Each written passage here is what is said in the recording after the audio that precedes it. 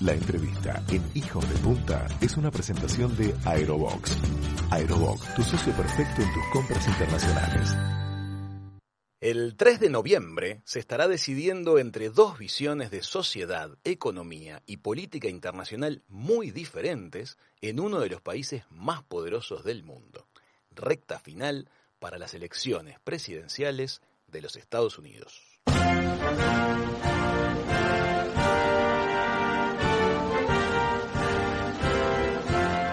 Lo que pase ahí rebota el mundo entero en muchos aspectos. El candidato republicano Donald Trump y el demócrata Joe Biden estarán dándole cierre a sus campañas en un contexto de coronavirus y alta volatilidad social entre violentas protestas originadas en problemas raciales.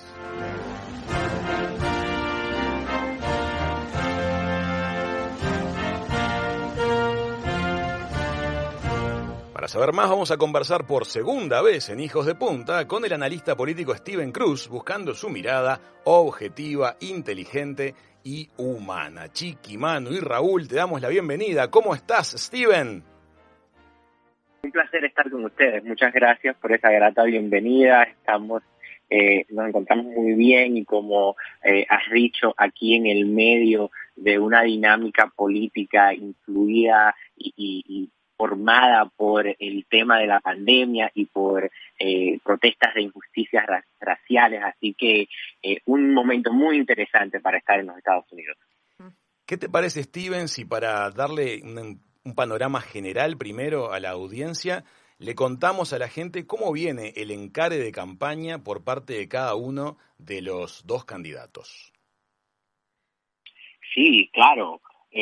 Mira, hoy resulta que han sacado las últimas encuestas hechas, esta última por CNBC, que tiene a el vicepresidente Biden, que es el candidato demócrata, liderando en 6 estados que son bastante importantes porque son estados que pueden no solamente darle a Biden la victoria, pero más agudamente negarle a Trump cualquier posibilidad de poder alcanzar el número de votos electorales para reelegirse. Por lo cual la campaña del vicepresidente Biden está dejando y dándole cuerda al presidente Trump para que se ahorque él mismo, ya que no han visto ningún cambio desde antes de la convención republicana.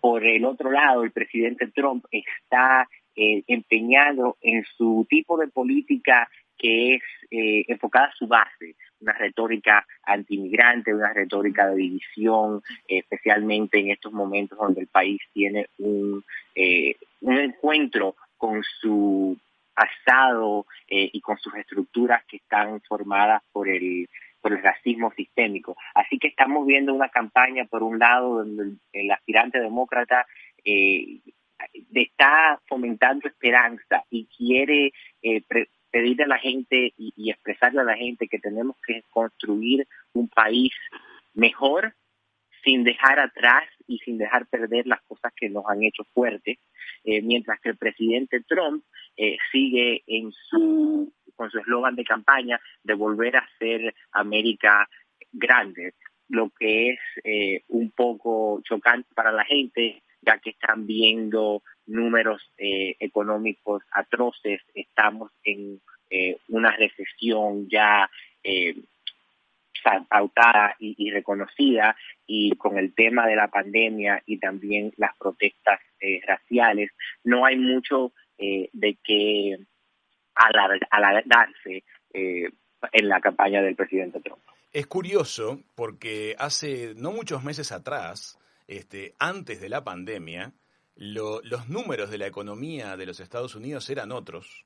Y en ese momento la temperatura del público y el nivel de aprobación del presidente Donald Trump era absolutamente diferente. Todo parecía que iba a arrasar en estas elecciones. Luego vino coronavirus, los números de la economía cambiaron radicalmente, se le agregó nafta a ese fuego con las protestas derivadas de los episodios raciales, y hoy por hoy entonces las encuestas las lidera Biden.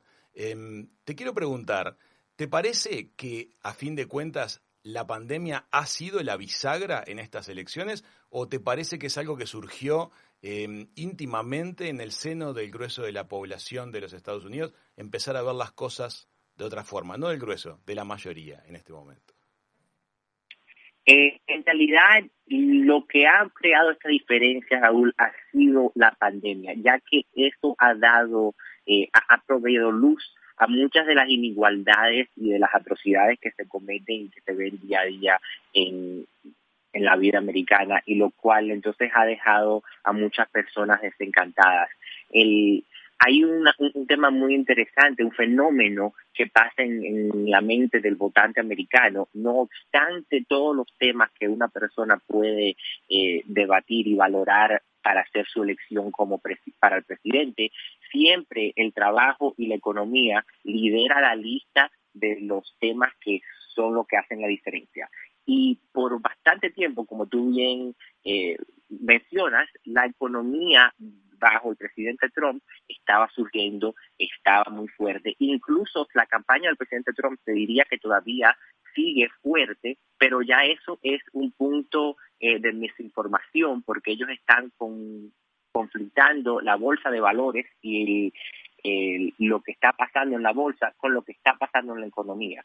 Vemos tantas personas que están fuera de trabajo y ese nivel de desempleo, según va creciendo, la satisfacción del individuo va bajando y da cabida a otros temas como la corrupción política, como la respuesta al COVID, como las protestas raciales y el debate sobre la ley y justicia y la discriminación y el racismo. El hecho de que la economía esté débil le da entrada a todos esos temas a la mente del votante, y eso es en realidad lo que ha dañado el lugar del presidente Trump en estas encuestas, y yo creo que en realidad en la estimación de incluso su base. Hay muchas personas que pensaban y podían diferenciar entre la retórica personal del presidente y cómo él se expresa versus el desempeño de la economía, y ahora que no tienen la economía para apuntar y para defender, están en un momento donde tienen que encararse con las fallas personales del presidente, y eso ha sido muy fuerte, creo, para muchos miembros de su base.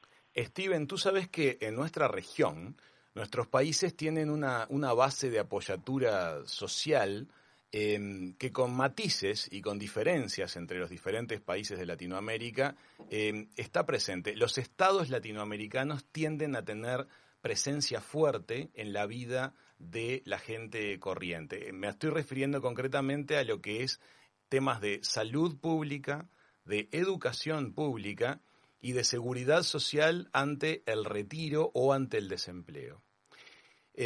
Históricamente, siempre ha sido muy cuestionado en nuestra región ese tema, porque se considera que esos servicios que brinda el Estado a la población generan un Estado muy grande y muy caro, en comparación a los estados que se ven como estados más eficientes, más prácticos, como por ejemplo es el de los Estados Unidos. No obstante, en los Estados Unidos no hay sistemas de salud pública, sistemas de educación pública y sistemas de previsión social, y ante la pandemia, tal vez esas cuestiones quedaron muy expuestas. ¿Te parece que hubiera sido posible pedirle a los norteamericanos que se quedaran en sus casas voluntariamente y que lo hicieran si hubieran sabido que tenían un sistema de cobertura económico, social y de salud que les hubiera permitido quedarse en sus casas? Mira, yo creo que ahí das como un punto clave en lo que ha sido el fallo del sistema hipercapitalista de los Estados Unidos, donde muchas personas se vieron se siguen viendo en la posición de tener que decidir entre tomar su vida en sus manos o no tener suficiente dinero para comer o para proveer un techo para sus familias y para mantener su hogar. Y es una economía que en realidad se mueve por más que crea tanto y genera tantos ingresos para muchas personas, se mueve a base del trabajo menial y del día a día de las personas. Por lo cual el tema de la pandemia creo que ha cambiado fundamentalmente donde el votante americano pone sus prioridades, y creo que después de este momento vamos a ver un cambio social, no te diría que a una corrida hacia la izquierda, pero por lo menos un cambio en la mente y en la psicología americana más alineada con la comunidad y con tratar de ayudar al prójimo, que es lo que está justamente en contra del ethos del Partido Republicano. Por eso es que yo creo que estamos viendo en 8 estados que tienen más de un siglo o medio siglo, en el caso de otros, que no han votado por un demócrata. Ahí tienen a Joe Biden liderando en las encuestas, porque todo el mundo se ha dado cuenta de que no podemos seguir con este individualismo a la exclusividad de todo lo demás que es tan característico del americano. Es muy interesante que lo digas. Tú además tenés muchos años viviendo, trabajando en el mundo de los Estados Unidos, y te quiero preguntar, ¿qué propone Biden concretamente en dirección a una mayor humanización de la convivencia norteamericana y para encarar el problema de desempleo que sin lugar a dudas afecta fuertemente a los Estados Unidos hoy, al igual que a todo el mundo, ¿verdad?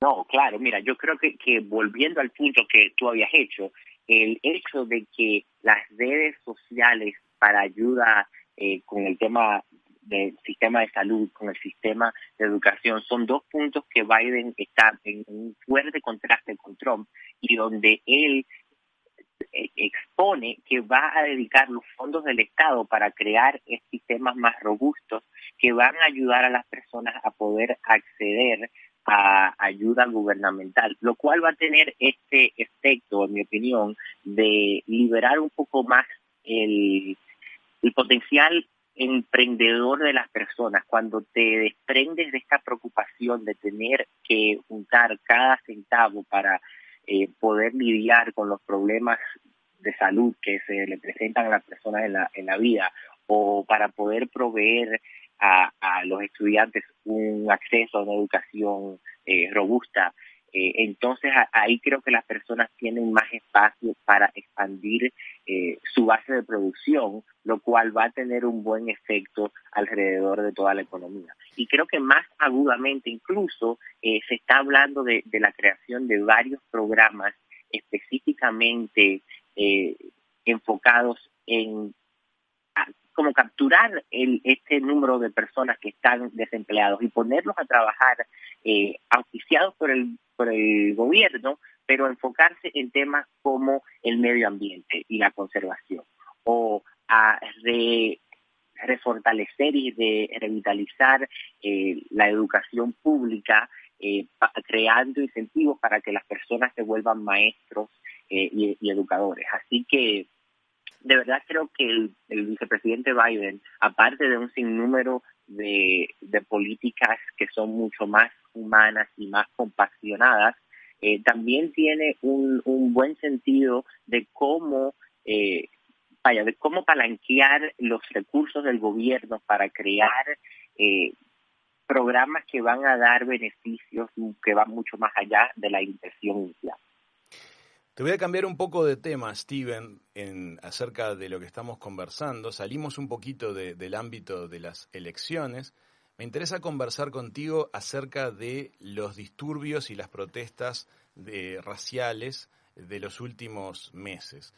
Tú tenés, inclusive, tu propia familia tiene origen latino. Estados Unidos es la mezcla de muchos países. Son sensibilidades muy diferentes las que uno encuentra en las distintas regiones del país. ¿Notás que el cambio se está produciendo en forma real o lo que estamos viendo desde aquí es una movida más bien digital, un activismo de hashtag? ¿Te parece que están pasando cambios profundos o te parece que lo que estamos es ante una gigantesca demostración que tal vez resulte un poco superficial? Bueno, creo que son 2 temas que hay que desligarlos un poco. Mira, las protestas y las demostraciones que salen en realidad a raíz de los brotes del enfoque que se le ha dado a la brutalidad por parte del Estado y de la policía contra las minorías en este país, específicamente la comunidad afroamericana, son reales. Y no solo son reales, pero un 93% de esas protestas han sido pacíficas. Ajá. Se ven muchas imágenes de los brotes de violencia, muchos que han sido instigados por actores nefastos.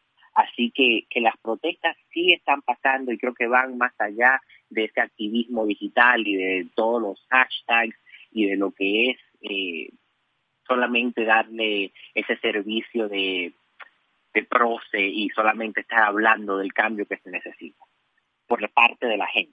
Ahora, lo que es muy interesante es que no se ha visto un cambio correspondido a nivel del Estado y a nivel de la infraestructura gubernamental. Muchas compañías privadas, muchas marcas y líderes de industria sí han respondido, ya que el mercado se los demanda, las personas están, los individuos que con su dinero demandan un cambio, han logrado que marcas de industria y compañías sí estén adaptándose y estén cambiándose. El problema que hemos visto es que el gobierno sigue entrenchado en sus posiciones arcaicas y eso tiene mucho que ver con quién ocupa estas posiciones electas. Por ejemplo, en los Estados Unidos hay 500,000 de oficinas electorales. O sea, tú puedes ser elegido para una oficina a nivel local, a nivel estatal, a nivel federal, y hay 500,000 de oficinas posibles. Los hispanos en los Estados Unidos son un 18-19% de la población total. Sin embargo, representan solamente 1%, o sea, 6,000 y algo de esas posiciones electas. Cuando vemos ese tipo de desbalance entre las personas que representan esas poblaciones, ahí es donde la inigualdad se cristaliza y se convierte sistémica. Y por eso es que creo que no obstante este impulso que tienen los individuos, especialmente las minorías afroamericanas y latinas en los Estados Unidos, y no obstante el cambio que han hecho las compañías y que ha hecho la industria, el gobierno todavía no está moviéndose a la par con esos cambios sociales. Y es por eso que esta elección, el 3 de noviembre, va a tener consecuencias que van a ser exponencialmente más grandes de lo que sería una elección normal, común y corriente. Steven, como siempre que nos contactamos, nos quedaríamos una semana conversando contigo. Ayuda mucho a comprender y a pensar y a establecer comparaciones inteligentes, escuchar de primera mano de alguien que está metido desde hace tantos años en el análisis político de un país tan trascendente como son los Estados Unidos, tener tu palabra aquí en Hijos de Punta. Muchísimas gracias por el ratito que compartiste con nosotros en el arranque de la tarde, una horita más temprano en Miami, ¿verdad? Así es, y ha sido todo un placer. Muchas gracias por su invitación. Gracias, Steven. Hasta la próxima. Amigas, amigos, el analista político Steven Cruz desde los Estados Unidos contándonos cómo está todo, qué es lo que tenemos que esperar en los próximos meses, pasó por la mesa de Hijos de Punta. Ya volvemos. La entrevista en Hijos de Punta fue una presentación de Aerobox. Aerobox, tu socio perfecto en tus compras internacionales.